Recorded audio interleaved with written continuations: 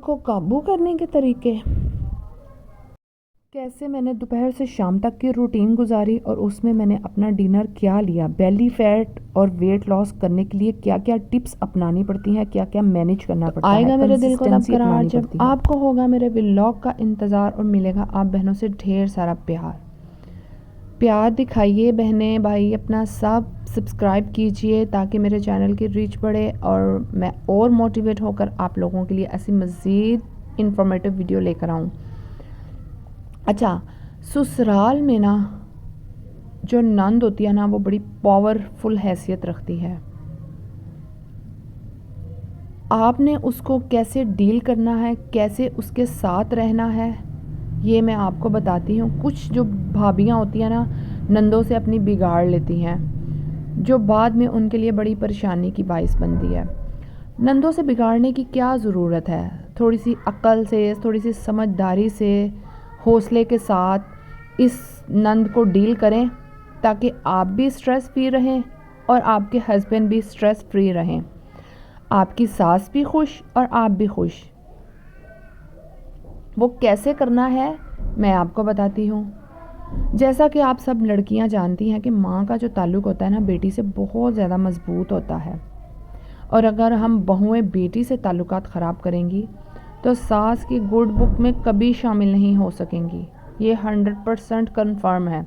हाँ, कुछ 20% माएँ अब ऐसी हो गई हैं कि अपनी बहुओं का साथ देती हैं, बेटों का घर ख़राब ना हो, बेटों का घर में ना खुशगवार माहौल ना आए, जिसकी वजह से वो बेटियों से कहती हैं कि आप अपने घर में खुश और बेटे अपने घर में खुश, ये वाला तरीका अपनाती हैं। लेकिन कुछ 80% माएँ अभी भी हैं जो बेटी से ताल्लुकात ख़राब होने की वजह से बहुओं से भी ख़राब कर लेती हैं। ਇਹ ਕੰਮ ਤੁਸੀਂ ਬਿਲਕੁਲ ਨਹੀਂ ਕਰਨਾ। ਛੋਟੀ ਮੋਟੀ ਕੁਰਬਾਨੀਆਂ ਦੇ ਕੇ ਇਹਨਾਂ ਨੂੰ ਆਪਣੇ ਹੱਥਾਂ 'ਚ ਰੱਖੋ ਤਾਂ ਕਿ ਕੱਲ੍ਹ ਕਲਾ ਨੂੰ ਜਦੋਂ ਤੁਹਾਨੂੰ ਕੋਈ ਕੰਮ ਪਵੇ ਤੇ ਤੁਹਾਡੀ ਸਾਈਡ ਲੈਣ। ਜਦੋਂ ਤੁਸੀਂ ਵੇਖੋ ਕੋਈ ਗੱਲ ਕਰ ਰਹੇ ਹੋ ਆਪਣੇ ਕਮਰੇ 'ਚ ਪ੍ਰਾਈਵੇਟ ਬਹਿ ਕੇ, ਤੁਸੀਂ ਵੇਖੋ ਨਨਾਣ ਉੱਤੇ ਆ ਰਹੀ ਹੈ, ਤੁਸੀਂ ਟੌਪਿਕ ਚੇਂਜ ਕਰ ਦੇਵੋ, ਤੁਸੀਂ अच्छे बनने की एक्टिंग शुरू कर दो। सही बात है, मैंने बड़ी ऐसी बहुओं को, बड़ी ऐसी औरतों को देखा है, नंदों को देखकर अपने बच्चों के साथ बातों का टॉपिक चेंज कर लेती हैं। नंदों को काबू करने के लिए अपने बच्चों को नहलाते हुए बातें बता रही होती हैं, जब नंद आती है तो टॉपिक चेंज हो जाता है और नंद साहिबा ये समझती है हाय हमारी भाभी कितनी अच्छी है। नंद को काबू करने के लिए ना आपको छोटी मोटी कुर्बानियाँ तो देनी पड़ेंगी।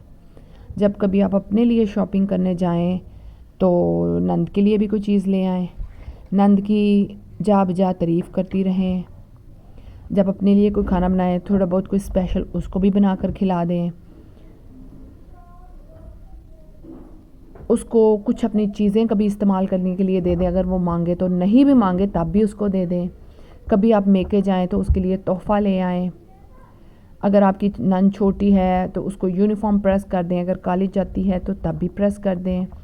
कभी बाहर जाते हुए, आउटिंग पर जाते हुए उससे अपने साथ ले जाया करें। ये छोटी मोटी कुर्बानियाँ हैं। उसकी प्राइवेसी का भी ख्याल थोड़ा बहुत करें। अगर वो आपसे कोई बातें शेयर करती है तो आप उसके भाई को मत बताएं, यानी कि अपने हस्बैंड को मत बताएं। शॉपिंग करने जाएं तो उसको साथ लेकर जाएं। अगर वो बीमार होती है तो उसकी दवाई का भी सब कुछ ख्याल कर लें।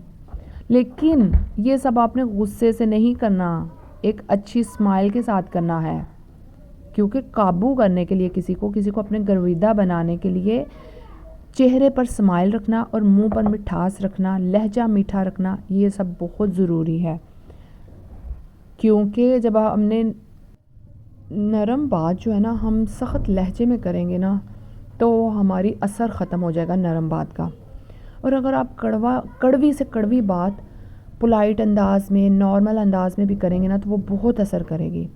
इसलिए कभी भी अपने लहजे को ऊंचा ना करें, अपनी आवाज़ को ऊंचा ना करें, अपना लहजा तल्ख ना बनाएं अगर आपने अपना किसी को गर्विदा बनाना है तो।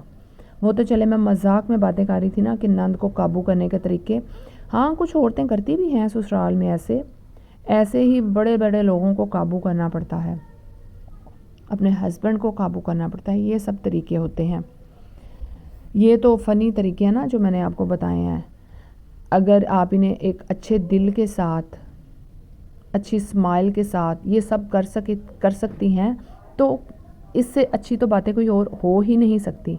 और अगर नहीं कर सकती तो फिर तो आपको नेगेटिविटी की तरफ ही जाना पड़ेगा, आपको ऊपर ऊपर से दिखावा ही करना पड़ेगा। अगर आपका दिल नहीं भी चाहता तब भी आपको दिखावा ही करना पड़ेगा। तो बजाय दिखावा करने के आप जो चीज़ें हैं जैसी हैं उनको ओन करना सीखें। दिखावा करने के बजाय इन रिश्तों को निभाना सीखें, तभी तो आप अपनी लाइफ में खुश रह सकेंगे। यहाँ मैं आपसे अपनी रूटीन शेयर कर रही हूँ। आज हंडिया मैंने नहीं भी बनाई तब भी यकीन जाने किचन के इतने काम थे कि ख़त्म होने का नाम ही नहीं ले रहे थे। ये मैंने अपने लिए डिनर रेडी किया था। दोपहर से लेकर रात तक की रूटीन मैंने आप लोगों से शेयर कर दिया। कैसे बच्चों को खाना खिलाया, कैसे उनके लिए खाना तैयार किया, कौन से काम किए, कैसे बैठे, कैसे उठे, फ़लाँ फ़लाँ फ़लाँ। इतने काम होते हैं कि जिस दिन हंडिया ना भी पकानी हो मेरे तो किचन के चक्कर ही नहीं ख़त्म होते हैं। रूम से किचन, किचन से रूम, रूम से किचन, किचन से रूम, यही सारा दिन करते करते हमारा दिन औरतों का गुजर जाता है। और फिर भी मर्द कहते हैं हम औरतें करती क्या हैं। मुझे तो ये समझ नहीं लगती जो मर्द ऐसे बोलते हैं। मैं कहती हूँ एक दो दफ़ा ना मर्दों पे ज़िम्मेदारी ये डलनी चाहिए। एक ये वाली ज़िम्मेदारी डलनी चाहिए और एक दफ़ा बच्चा पैदा करने की ज़िम्मेदारी डलनी चाहिए, ताकि इनको भी पता चले औरतें किस तकलीफ़ से गुजरती हैं और किस तकलीफ़ से बच्चा पैदा करती हैं, उनको भी पता चले। यहाँ जी मैं अपने डिनर की तैयारी कर रही थी। मैंने किनवा बनाया, कबाब लिए, चिकन कबाब लिया, सैलड लिया, साथ दाल थी और चावल थे। ये मेरा हो गया डिनर। अच्छा, हम लोगों ने ना कुछ हासिल करना हो ना, जब वेट मैनेज करना हो या फ़ैट लॉस करना हो, तो हमें बहुत स्ट्रगल करनी पड़ती है। और ये बात लड़कियां भी जानती होंगी जो इस काम में पड़ी हुई हैं, जो फ़ैट लॉस कर रही हैं या जो अपना वज़न कम कर रही हैं। क्योंकि फ़ैट लॉस करने के लिए ना आपको कंसिस्टेंसी चाहिए। ये नहीं कि आपने 2 दिन डाइट पे फॉलो कर लिया तो बस ठीक है जी हमारा वेट लॉस हो गया। नहीं, ये तकरीबन ऐसा फार्मूला है कि आपको ये सारी ज़िंदगी अपनाना पड़ता है। जंक फूड, चीनी, मैदा, ये सब कुछ छोड़ना पड़ता है। मैं अपनी वीडियो में बार बार लड़कियों को बोलती हूँ कि ये छोड़ दो, चीनी छोड़ दो। 30 से ऊपर की हो चुके हैं तो चीनी छोड़ दें, गंदे ऑयल छोड़ दें, जंक फूड छोड़ दें, कोल्ड ड्रिंक्स छोड़ दें, नहीं तो बहुत ज़्यादा नुकसान होगा। और पता नहीं कुछ लड़कियां समझती हैं या नहीं समझती, आई डोंट नो। लेकिन अब तो मीडिया की वजह से इतनी इन्फॉर्मेशन आ चुकी है कि आई होप कि कुछ लड़कियां बेहतर समझ ही चुकी हों। लेकिन हमारी 16 करोड़ आवाम का पता क्या रद्दमल होता है जब आप उन्हें बोलो कि चीनी छोड़ दें, चीनी कम कर दें, अगर आपका बीपी हाई होता है, ऑयल कम कर दें, जंक फूड कम कर दें, तो आगे से वो ये कहेंगे लै असी खाने की हैं, हम खाते ही क्या हैं, सिर्फ एक चाय में तो ही चीनी डलती है।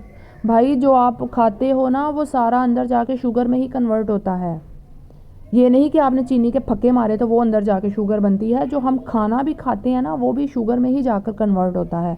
खुदारा इस बात को समझो। लड़कियां तो और मर्द तो समझते नहीं। इतनी मोटा पेट, इतनी मोटी तोंद लेकर फिर रहे होते हैं और फिर भी कहते हैं सानू पता नहीं कि ये बीपी पता नहीं क्यों हाई होता है, कोलेस्ट्रॉल पता नहीं क्यों ਵਧਿਆ। मूँह बंद नहीं करते तो जिसकी वजह तो कोलेस्ट्रॉल बढ़ जाता है। मूँह की टुकड़ी बंद नहीं करते, मूँह चरना बंद नहीं करते, तो फिर कहेंगे हाय हमें हीट आ जा रही है, हाय हमने खाना खाया, हाय मेरा ना बीपी हाई हो रहा है, हाय मेरा मुंह रेड हो रहा है। मेरी अपनी एक जानने वाली है, उनके साथ यही हाल है। सारा दिन खा के बैठी रहती हैं और फिर कहेंगी मेरा सर्दियों में यही हाल होता है, मेरा ना मुंह बड़ा रेड हो जाता है, मेरा मुझे ऐसा लगता है बीपी हाई हो रहा है, हीट निकल रही है।